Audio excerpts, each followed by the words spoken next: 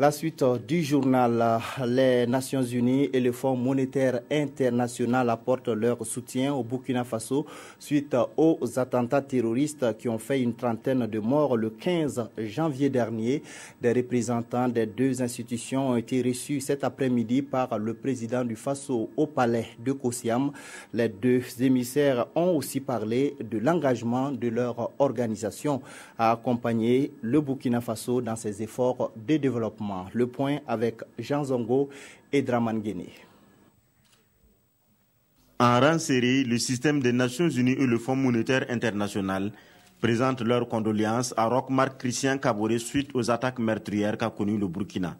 Les deux institutions internationales ont réitéré aussi au président du Faso leur disponibilité à accompagner le développement du Burkina dans divers domaines.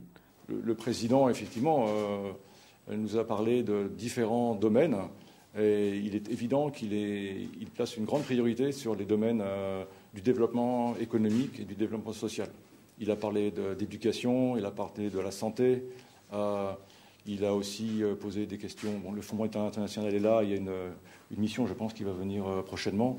Donc il y a vraiment une analyse de différents domaines, mais nous avons senti que la priorité demeurait, bien entendu, tous les aspects du développement, y compris le développement des différents domaines économiques et sociaux.